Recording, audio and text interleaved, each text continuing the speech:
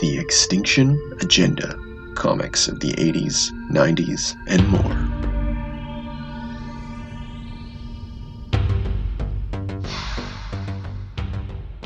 So, X-tinction Agenda, episode 8. Wow. Yeah, I don't have a name for it.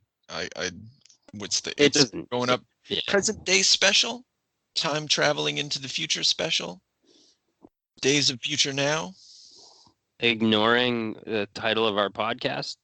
Yeah, we do that. We need to retitle our podcast. I think maybe we need to, because I think we hemmed ourselves in a little. Yeah, it's okay. Yeah, whatever. I don't know. I don't fucking care. I'm not re-recording the intro. How about I'll that? tell you that. Yeah. So today, House of X, Powers of 10 by Jonathan Hickman. And then the two artists on Hawks, we got Pepe Larraz, and Powers of 10, we got R.B. Silva. Two, I'm going to say off the bat, really great artists. Yes. They might have different mileage for you, but no. I really thought they were great. I'm not super familiar with either of them. And their consistency and also like strength for grand scenery and like overall like characterization and stuff was great. Yeah. So on that note, R.B. Silva previously worked on Superboy, so they worked on like DC properties. Did Red Hood and the Outlaws, and then shifted over to Marvel to do X-Men Blue with Bendis. And then Pepe Larraz did Thor season 1, did some Star Wars work, did an X-Men X-Force crossover, and did some Uncanny Avengers. So these people are, I think it's just because we're out of touch with what the kids are doing nowadays. Yeah, that we don't know these names. Resumes. Yeah. And like, I don't want to read any of those books because they look like trash. No, I'm good for no. Except for Star Wars. I don't jump on Superboy too often. It's Scott Lobdell, man. Fuck off. Like, that guy needs to... Scott Lobdell's not dead? No. He's writing Superboy and Red Hood and the Outlaws. Fuck. Yeah. Red Hood and the Outlaws is, like... I don't even know if it exists anymore, let's be clear. Man, the Red Hood was shitty to begin with. I'm gonna drop this bomb right now. Red Hood's a fucking joke. That idea is worse than fucking Bane with a lucha mask. I got nothing for Red Hood. All right. Okay. Yeah. I don't feel as strongly, but I'm gonna let it slide. That's not an argument we need to have. No, not right now. It will be though. It will. Yeah, at one point, I'm gonna make you read that. There's a fucking make me read a good Red Hood story. Yeah, there is a good Red Hood story. There's actually a good Red Hood story. Isn't it Hush? No. Well, we'll talk about it later. But there's I can't remember the name of the writer. Winnick. What's his? He wrote like when Jason Todd came back as the Red Hood. That story's pretty solid. It's got great art too. Yeah, at least I remember that being the case. Ruined the best Joker moment of all time with a fucking toilet bowl idea. Oh yeah, it's not good. I mean, like Jason Todd should stay dead. But actually, speaking of inappropriate resurrections, we'll transition over to what we're actually talking about. Yes. Okay, so we're here to talk about House of X and Powers of 10, which you corrected me on today. Didn't know that. It's almost as dumb as the iPhone 10, that title now. Well, it's like them both to have stayed X, but that's okay. Yeah, that's fair. It sounds better as Powers of X.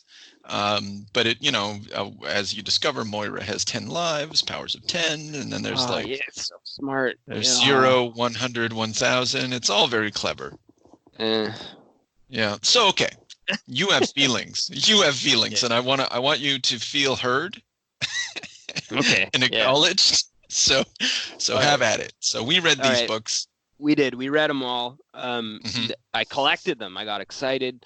I went to my local comic book store. What do you call that? The LCS? Yeah, man. And I fucking dragged my ass through the mud at 2 different stores because one guy couldn't get stock on it to make sure I had these bastards. I really enjoyed it at the beginning. Put it at that, but so far. But first impression is that Xavier's terrifying, and I guess he does this thing, and he's negotiating with the world leaders for some creepy drugs that he's gonna sell the general populace of Earth so that he can have a sovereign nation for mutants, and basically. Yeah, and that's an interest, getting back to like the terrifying part. There's that weird image that the entire story opens up with Xavier just standing over these pods, and they burst open, and he's standing there like a weird mannequin with his hands weirdly gestured, and wearing that mask so you can't see his face, and saying the very familiar. That seems deliberate. That he has like this Cerebro on, and you can't see his face, and he's just become this like almost like a creature. Like he's not. He's so. I mean, like he's just less human. His agenda is less human. It's frightening. Yeah, and I think you hit the nail right on the head with that. It's like he is less human, but you're not super familiar. Sorry, and I'm gonna go out on a limb and assume that you're not super familiar with Jonathan Hickman's previous writing. No, I'm not. Okay. So I'm. This is my blind baptism of baptism of fire. Hope you survive the experience. He's done a lot of stuff for Marvel, and I think he also did some stuff for the Ultimate Universe, if I remember correctly. And whatever, listeners, all 5 of you can correct me if I'm wrong, but he did like an alternate reality Reed Richards, who similarly wore a big fucking helmet thing. So it's kind of a thing that he does to. I don't know what it means though, and I don't know what it means with Xavier. But one day that helmet's going to come off. Maybe it made the art easier for Pepe. You think Pepe's? That was the stumbling block. How do I draw this guy? I really don't want to do his eye. I don't want to do his eyebrows. Yeah, just put a bucket on his head, dude. Yeah. Okay. So Hickman, he's done a ton of work for Marvel. He started off doing like a Shield series, which I don't want to talk about because there's so much to talk about with that one. He did a huge run on Fantastic Four. He did a huge run on Avengers. He did like this big Secret Wars miniseries. Like, so Marvel has really, Avengers Endgame and stuff, not Endgame, the one before Endgame, the Infinity War, is that what it was called? All those guys, those Thanos minions that show up, those are all Hickman. Yes. Hickman invented those guys. To the best of what I could gather at my LCS, the Jonathan Hickman is well liked, and I don't know. He's not just well liked. I guess the point I was driving at is that Marvel really trusts him, and not only that, like he makes ideas that they can sell to Hollywood. And I'm being cynical here. That's what gives you power at Marvel. If you can do something that translates well to movies, let's do it. Come on in. Like, you think this would translate well to a movie? Because I semi disagree with that. No. I would. No, I don't think it translates well to movies. And the characters that they used in Avengers: Infinity War were taken right out of context. They were minions of Thanos, but it wasn't the same story at all. But he has a knack for creating something that you can. I don't know. It's practically generic. I don't mean, now that I'm saying it out loud, that sounds really awful. But he just comes up with new sort of intellectual properties that could be mined. I guess that's really it. Well, I mean, and this has that. I mean, they even the like. You could tell stories alone just on the drugs that Xavier is going to offer to the human race, right? The 5-year extension of human life, the prevention of diseases of the mind, and the most effective antibiotic in the universe, or whatever, right? So those were his 3 drugs that he was going to proposition to buy himself a sovereignty among nations, and that idea, like that tiny like sliver of an idea in part and parcel with the story. It's like something you could like I'm sure you could flesh books out of, really, if you wanted to be given that. And they have. I mean, they already have. Like by the time people are listening to this, the Dawn of X various series, like, well, they'll probably be by issue 2. I've already read issue 1 of X-Men, which is very good. Yeah, I haven't read it yet. Yeah. There's a couple of things. Like one of the bigger, just offhand things that I notice about this story, is that there doesn't really seem to be like a protagonist that I give a fuck about in any way. Even though I like the X-Men, these aren't good guys doing good things, and they're scary, and I don't see who I'm supposed to be rooting for. I'm more just being told a frightening story, and I'm not sure what that's supposed to translate into. I guess maybe this is for his grandiose idea, right? This is just the seed for whatever the fuck he's gonna do in his X-Men book. But I mean, like, I feel like it needed to be a more complete story than it was. But yeah. Yeah, I definitely feel you on that. I was so excited about. I don't want anyone listening to me talking right now to think that I didn't enjoy the whole thing. I really enjoyed it. The mileage probably is a great deal more for me than you, just by hints that I've gotten from speaking with you. But my enthusiasm was so strong for the first 6, 7, 8 issues, and then it seemed to kind of peter off into like, and then I realized it wasn't going to be a conclusion. Yeah, it was just like that. That's 12 issues is a big thing. That's 2, like, in like the little world of comic book life, that's like 2 full trade paperbacks. And I'm holding it in my hand right now. All the issues, it's huge. I don't know. Maybe I'm sure that I didn't study it as hard as you, or take in as many little like nuances as you did. But it just as kind of like a first glaze over. I don't know, like, it was a very cool story, and it had scary parts and its cool parts. I mean, the destruction of the mother mold, and then the bleak future with the Nimrod and such. I'm butchering this, but yeah. Oh no, it's not actually that complex. Like, what you're saying is totally accurate.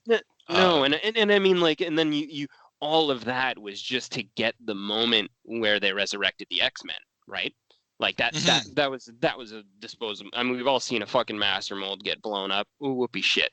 I've seen. I saw the X-Men sacrifice themselves. Seen that too, but then to see them reborn in that horrific fucking birthing pod with that fucking team of weirdos, and Xavier's creepy tactics. That was awful, and surreal. Yeah, and I think. So I listened recently to an interview with Hickman in the off panel podcast, and so he's essentially showrunner. He doesn't identify with the term showrunner, but I don't know what else you call it, of the X-Men line right now, and he's just like, one of the things he wants to get rid of is this constant death and resurrection thing that's going on. He says, like, writers, it's not dramatic. You're just making a mess. And I was like, yeah, that's super accurate. I really like that you said that. And then get rid of the soap opera, this whole, just the soap opera aspects, it's like refreshing aspects. To not have, Cyclops and Wolverine fucking have some kind of a dumb interaction because Wolverine's hot on Jean. Like, guess we played that card, right? Yeah, and actually, this is in the new X-Men. Okay, they got the data bits. One of the things that's cool about this series is they've got, one of the ways that they pack in so much information and build such a world so quickly is that Hickman has taken some of his creator-owned techniques and transferred them to the X-Men. So he's got these data pages. And so sometimes there's maps, and in the new X-Men #1, it shows a map of Cyclops' house, and it shows Jean Grey's room, nestled between Cyclops and Wolverine's room, and there's doors connecting to both.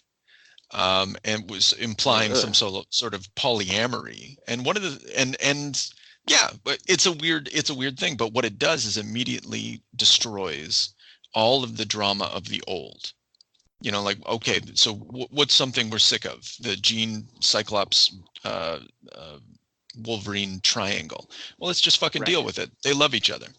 You know, it's a post-human, it's a post-mutant world. It's a world where we overcome all the old challenges of the past and tell stories, just new stories. And getting back to what you said, what's interesting is that these new stories are very inhuman. You know, like, you're right, there's no protagonist. It's creepy. You're like, I'm genuinely concerned for these characters. I have no idea what's coming.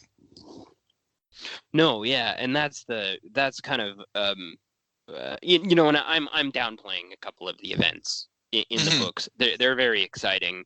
I was running to the store every Wednesday, but the big twist was the Moira thing. Is I Mhm. think what made it the most interesting. Yeah, That's what yeah. made me like be shocked and start reading those little text pages that he had in between the actual like comic book cutscenes where I Yeah, could yeah. follow like timelines and try to like you know, pick out old shitty stories that I read that he just disposed of, like just with a shamelessly cool explanation. He you know, he explained away the Age of Apocalypse in a classy way. And if you ever thought that was possible. Um, Yeah, it's a way. It's the first post Morrison book, because Morrison's thing is he the saying is incorporate and transcend. And so his thing is always like, the past continuity is all true, uh, and now what? And that's exactly what Hickman has done. Like, everything that happened in the past, like even those shitty stories that you think are garbage, those things really happened. And this is a world that results from that. And now let's move forward. Um, and so, yeah, he finds a way to just like, to Elegantly even, explain it, really. yeah, or just make room for it, make room for all of it, and still have a reset button. Because all that's really required for all of this to go away is for someone to kill Moira. And then the story's actually over. You know, it's kind of a it's got its own self-destruct switch like built into it. Um, and yeah, that's unfortunate, but it's totally necessary. Yeah, the Moira thing, and I think that's the third issue, was the big kind of big thing for me. They also had Yeah, like little nice moments though for your favorites, for your characterization and stuff, for Wolverine to have you know, been the big dog in the attack on the Mother Mold, and Cyclops with the little diplomatic move to you know, step right up to the Fantastic Four all by himself.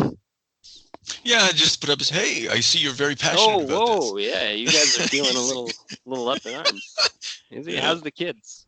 yeah. Just very, but even he came off as inhuman and creepy. But I mean, really, if you were to say that this is the story now, and that Hmm. these events have been disclosed to all of these mutants Hmm. via Moira's mind, I would Yeah. assume that your emotional channels would just be fucking shocked. Like you would just shut down. You'd be like, I have to get from point A to point B, like our survival, and clearly, like that's gonna be really fucking hard.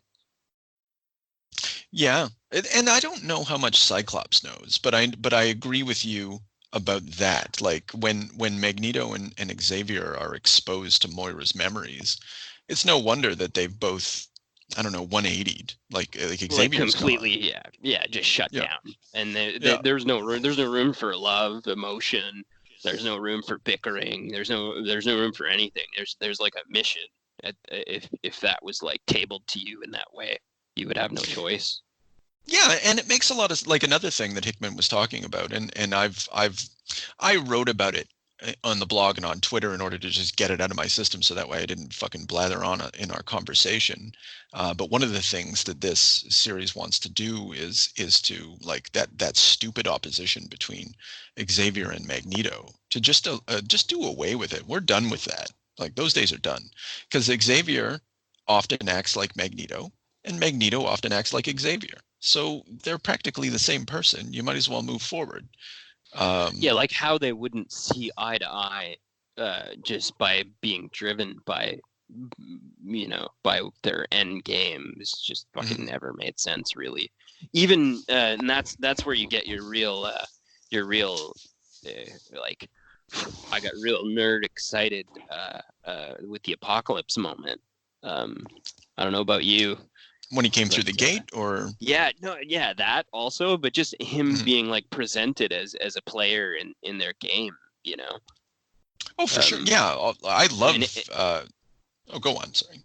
No, sorry. Yeah, that was all. Just that it was really like that was like a shocking experience when he led that away team for one of the disposable Nimrod missions, and you were just like, wow, in year 100.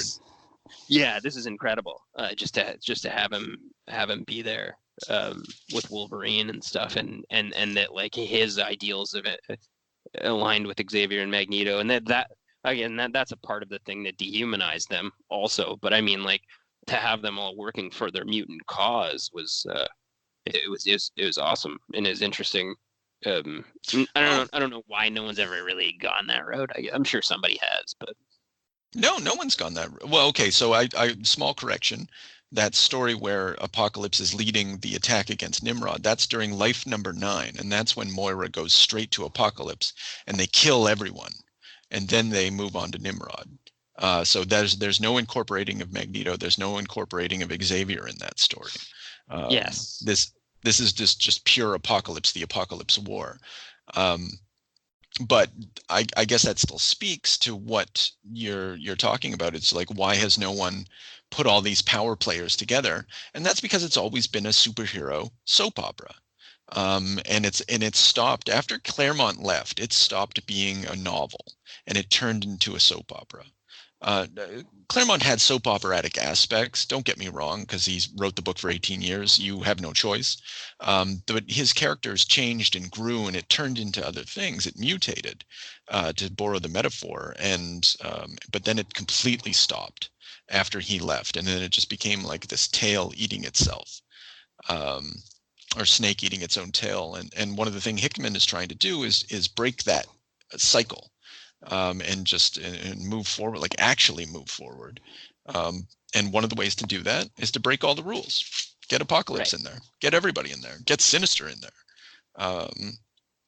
I know you got feelings about Sinister. Sinister knows. I gotta. Mr. Yeah, go on. Mr. Sinister is an unusable character. He's stupid and he's creepy. And his origin basically ruins him for all time. And I guess this was the only way to use him. They tried to be funny. They tried to be clever. And it just fucking came off as bizarre. And I'm not really sure what they're getting at. So this is another case of incorporate and transcend. So, those Uber books I sent you about the Nazi supermen, like those war comics? Yeah. They're written by a guy named Kieran Gillen, and he wrote X-Men for a while, and he made the Sinister in this book. I've never read that story because it looked stupid, and I'm never going to read that story unless we assign it to each other. What story?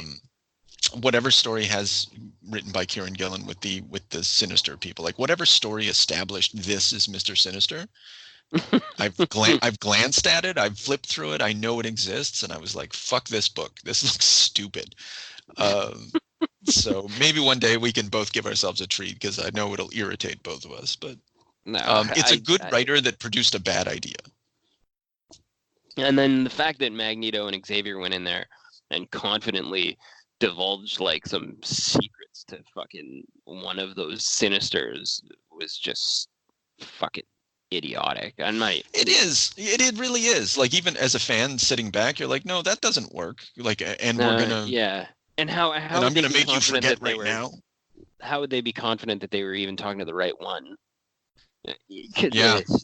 Give me a break. Yeah, you It's can weird. spend all day talking about this. Like it's just Yeah, like you guys waltzed in there balls out, had no idea what the fuck was going on, and you were just like, yeah, let's have a go at this one. What? Yeah, No, they wouldn't let's get do that that. guy They in. probably would have just left. If they were really serious, they would fucking destroy him. They would go But into yeah, like that would be yeah. their first war. But another thing that was revealed to me in that interview with Hickman is that he's a real fan of Kieran Gillen, and he really likes that version of Sinister. And you know, Well, whatever, man. Everybody different strokes, man. Whatever. But yeah. I think it's fucking stupid. His Uber books are outstanding. So I mean, maybe I have to give him a chance. Yeah. I guess I should feel the same way. I don't though. I gave him a chance. I read some of his run. It's like I tried. One of the other cool thing was the Orcus Forge was basically made by like all the world's top agencies. Like even SHIELD has a hand in planning to genocide all the mutants. Well, I think it's people who have defected from those agencies is the sense that I got. I didn't think that everybody's jointly working together. But then again, I haven't really thought about it. I think it's in the first book here. It seems pretty well funded.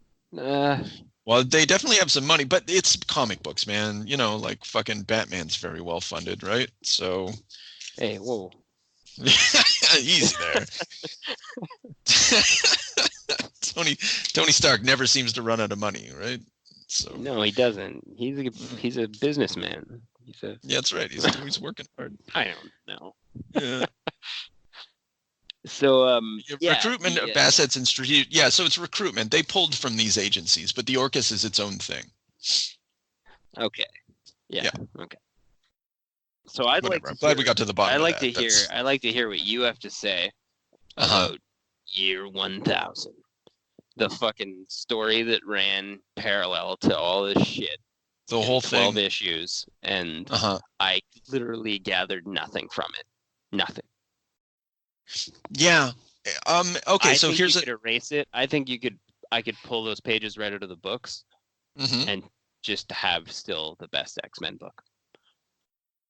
Yeah, probably. I don't like. That's where the real seed is planted for the future, because even X-Men #1, you realize that the ultimate protagonist of this story is those Orcus individuals, and that they're the people that the X-Men are going to be fighting for a while, and so this notion of post-humanity, this notion of this singularity, which is represented by the phalanx. You mean they're the bad guys, right? Not protagonists.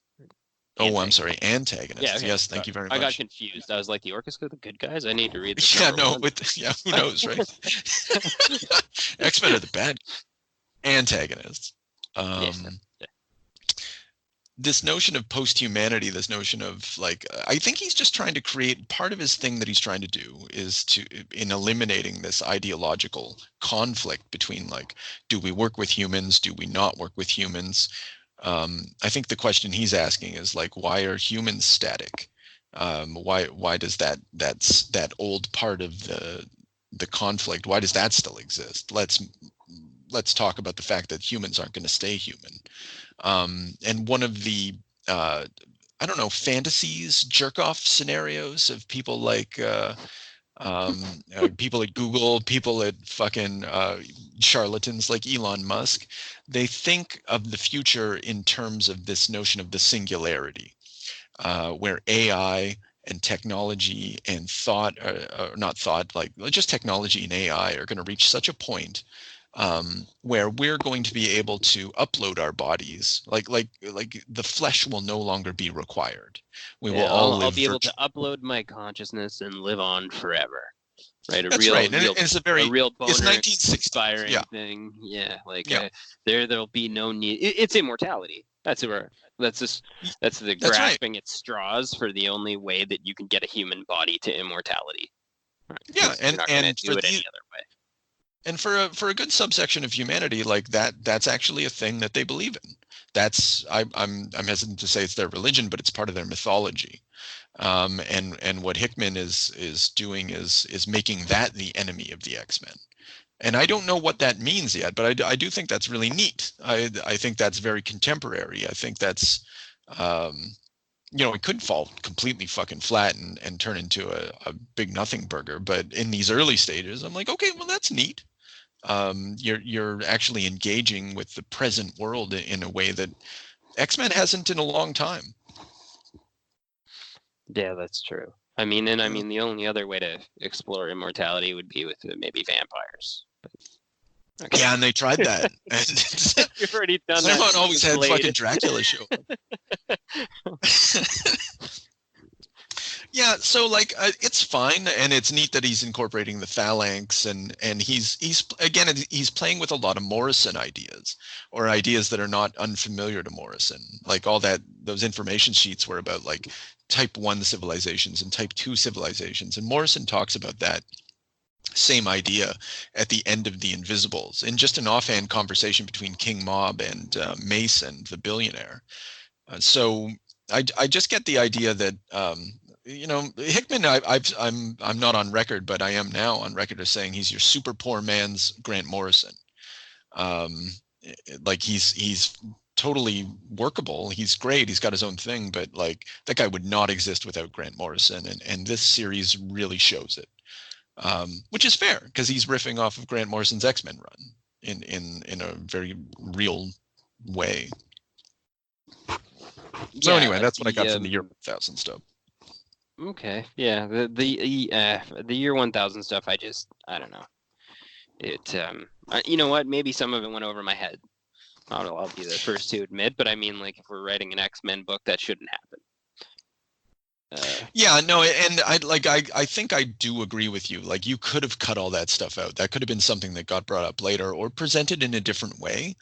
Like, I didn't come away with my mind blown, and I get the sense that that's what was the aim, but it didn't. Yeah, that was like it was me. Like, to be honest, like a lot of it didn't click. Like for me, it just didn't register. I read it again, and then I was like, I don't find this like super intelligent. I just don't get it, and I don't find it good. So that's probably not supposed to happen. No.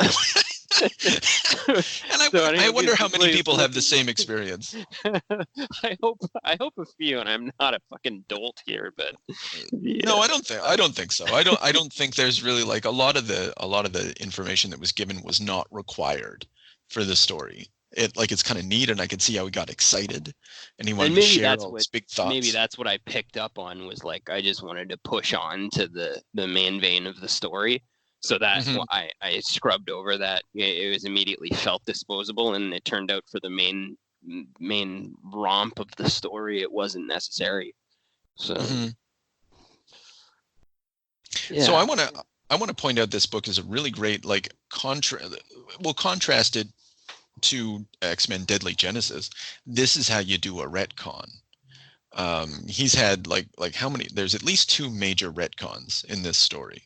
Obviously Moira, that's huge, and it doesn't quite mesh with continuities. And they even do the great park bench Moira Xavier, where you really feel like thrown back to like this like cool 60s 70s like meetup, hey, what's up, where they had like their romance or stemmed from maybe originally or in one of the timelines.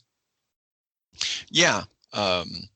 Yeah, it's an interesting way of just introducing the whole thing, and then and they just keep as the story progresses, you realize she's telling the story of everything. Because so you've got the first issue where he's just like a little bit surprised by what he sees, and then I think the next time they show that scene, he's a little more surprised by what he sees, and then by the last time they show him, he's in excruciating pain by what he sees. Which is probably more accurate. That's a lot to take in. That's a big deal. Moira should be insane. Moira should be very traumatized. Something about Moira has a very neat mutant power, I guess, that comes out of nowhere here in this. However, she would need a handful of other mutant powers to keep from being fucking insane, like you said. Yeah, absolutely. Like she lived for 1,000 years in a pen. like a bipolar hippie somewhere busking for change or something like a fuck. Yeah, she should just give up. It'd be awful. But the another thing, so this story exists between this story would not exist without two things. So obviously, or three things. Moira's resurrection ability, obviously, you need all that stuff. And then you need Destiny and Mystique saying that, like, because she tries to kill all mutants, she creates a cure, getting back to the Josh Whedon run. And Right. Hickman immediately puts the kibosh on that plot line. Anyone who is going to cure mutants is going to be killed by Destiny. And then at the same time, so Destiny's like, and they burned her alive, which was awesome. Also, yeah, that was yeah. But basically, they're like, okay, so all mutants must live, including you. Or all mutants must live, and you can live as many times as you want, but all mutants must live. And then on the other hand, you got the robots, you got the Sentinels, and they're like, all mutants must die, including you. And Moira has to like negotiate those two poles, and so any story that happens in this universe is given a structure by those two imperatives. So that's a neat way of using this retcon. It opens up story possibilities rather than closing them down, because you can do a million things now. It's real. It was very exciting. Like that blew my fucking mind. That was the moment that blew my mind. I didn't give a shit about the That was the mind-blowing moment. That's also, as I discussed with you, the price-blowing moment for issues also. Because as I was telling you that there's some speculator prices on some of these issues and the variant covers and so on and so forth, which you haven't seen in a very long time. I actually went to a comic book store close to where we visit from time to time, and I'm just not going to get specific, but whatever. Yeah. He said it's a very little mom and pop shop, and he sold over 100 issues. Really? Of X-Men #1. Yeah, specifically because I went and picked one up there of his last 2 issues or whatever that he had in stock. Yeah. And I thought that was outrageous because if we're doing that math, these guys could be, that comic could have sold like closer to like old X-Men numbers, which is it's just really cool. And I know that #3 with Moira was one of the big hot price pops, and I believe it's because it was the mind blow moment of the whole series, really. Yeah, which is super ironic because another thing that this. Okay, so what does the speculator market require? It requires resurrections of characters, deaths of characters, and resurrections of characters. And so a lot of characters are killed off or resurrected in order to like boost sales. And one of the things that Hickman wants to do is to eliminate these deaths and contrived resurrections by just saying, well, death doesn't really matter. Let's tell some stories. And you've got this story that's trying to break the cycle, and then I guess ironically, the speculator market is like, oh my god, that's amazing. It's the ultimate like it's the exact opposite of what he wanted, but there it is. I've been sort of puzzling over it. That's neat. I did not expect that. Oh, I think one of the other things too is like I know that Xavier was like, he was all like, you didn't really feel like he was giving off any emotion at all, but he had his little tear come down because he was upset that he had to resurrect Scott. Yeah. To me, my creepy birth X-Men from the eggs or whatever. Yeah. And that would probably be very troubling. Yeah, well, it's gross, but I mean, like, I didn't get the feeling that it was beneath him to have already done that a few times. Yeah, I didn't buy that moment at all, and I think that's the cheapest moment of the story when he has his little tear, and he's like, "No more," and then they show all those like X-Men those mutants being killed, like all those graphs, and then in the next episode, he just resurrects them, and without.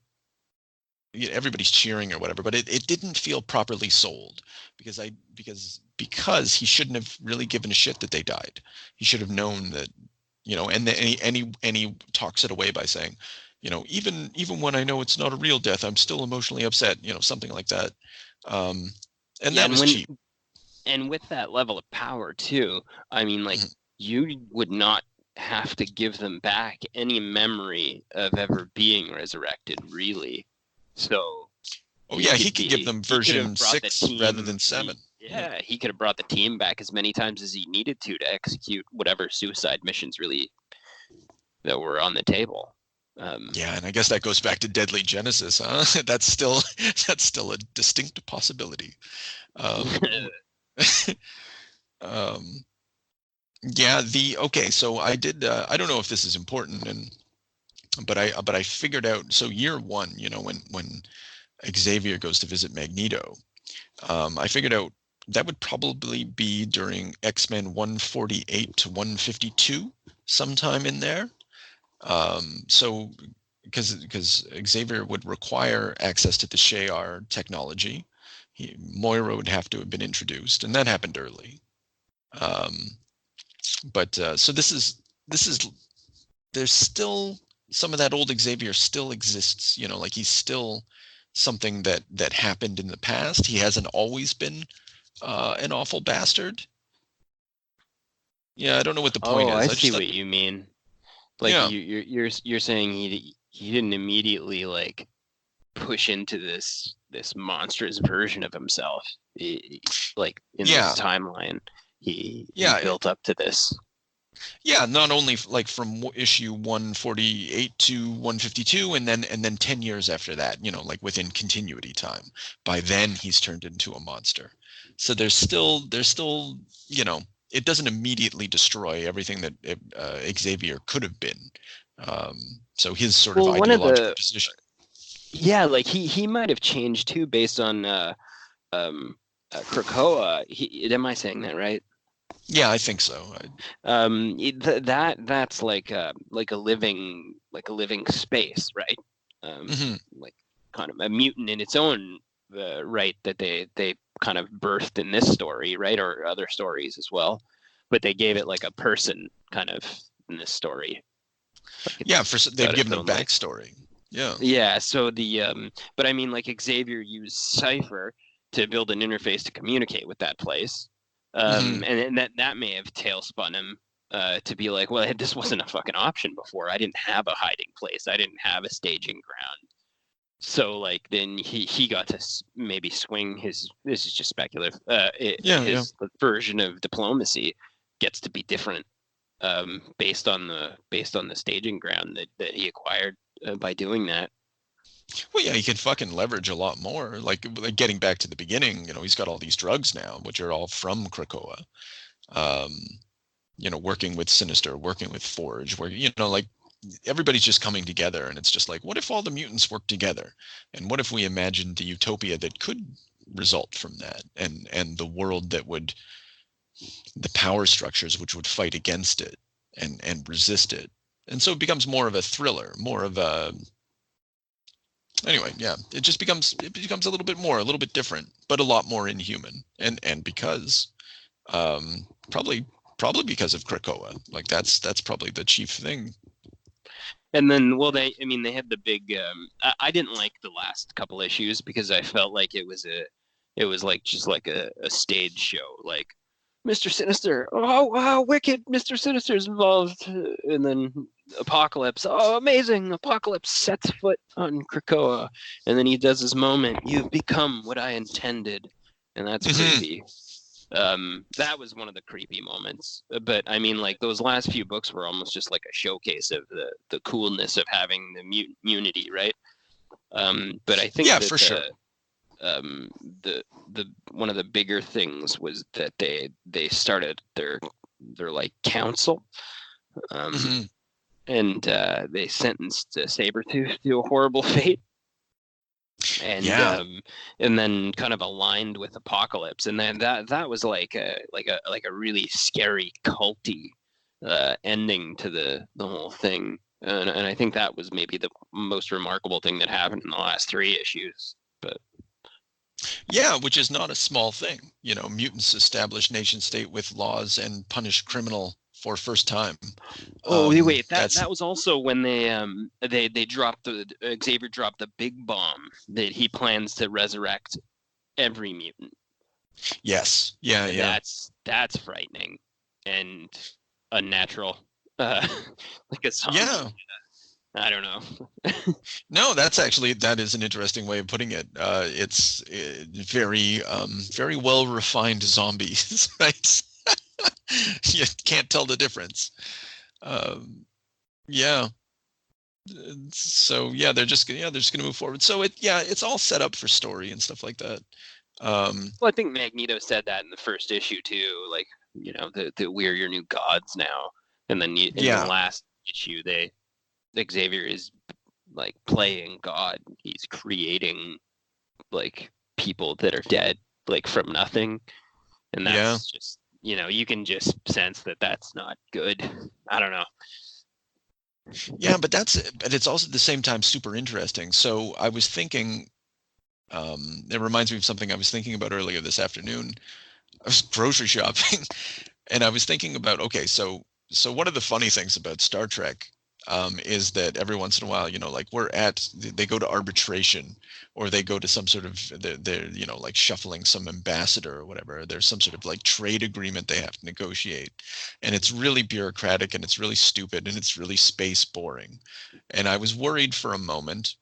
It occurred to me that X-Men might face that difficulty very soon, because I looked at the like X-Men issue number 4, it's like Apocalypse and Magneto and Xavier are going to go to an economic forum, and that's the issue. And then and part of me is like, so cool. And I was like, so fucking dumb. Why would anyone want to read that? That's so Star Trek. And so I was hoping Apocalypse should suit up if he goes to that, really. Well, on the front, just look like a beast, a big dumb blue guy in a suit. Actually, it's funny you say that, because that's exactly what he looks like. They gave him a suit on the cover by Lionel Francis Yu. So there's that option. You can go that way. Well, you could, and I'm sure it'll be fine. Whatever, I'm going to read it anyway. Let's be honest. Okay. Because I watched all those Star Trek episodes. Clearly, I'm a mark. The other route you could go is, I know you're not familiar or super familiar with Neil Gaiman's Sandman, but there's a lot of really great like gods at council stories, but with intrigue and infighting going on. And if he's going to treat them all like gods, then I want to see something more like what, I'm not going to say, I want Sandman, because that's not fair to ask for, but I want to see it go in that direction rather than your Star Trek direction. And we'll see. But those are two paths. Sadly, I suspect we're going to get Star Trek. Those are two really good paths, and I suspect you're going to get a fucking sewer one in between them. You might be right. You might be right. I hope I'm wrong, but I got a good feeling this is going fucking nowhere. Yeah, Hickman's never been able to stick the landing for me, so I remember being very excited. He blew up two of the coolest 6-issue runs I've ever seen in growing up reading X-Men my whole life. So I mean, kudos to him. All the shit talking, all the bullshit, blah blah blah. It's bar none one of the best X-Men stories of all time. I've maybe only read one or two other ones that I'd compare to it, that we'll probably go over at some point. Really like this is amazing. But I mean, I don't know if you can continue that. No one else was able to. Ask Grant Morrison, who is renowned for writing probably the greatest X-Men reboot of all time, and then also inside of his 6 trade paperback run or whatever, wrote probably the worst. I think he's on a list, a top 10 worst X-Men graphic novels of all time. Also, yeah. So neat. There you go. Yeah. Yeah. Well, it's tough, man, because you got editors. They come on in and they got some ideas that once you get started, everybody's excited, but then everybody gets nervous. Whoa, not that. I got Yeah, an so idea for Zorn, and never mind. I know. All right. I So hope somebody gets House of X, Powers of 10, pretty good. Pretty that. fucking Pretty good. great. Yeah, pretty great. Yeah. And But I mean, like, yeah, that's all. Thanks for listening to the Extinction Agenda. Tweet us at ExtinctionA, drop a line to extinctionagenda6@gmail.com, and be sure to give us a favorable review on iTunes or whatever podcatcher device you're using. See you next week. Now, all we need is a little energon and a lot of luck.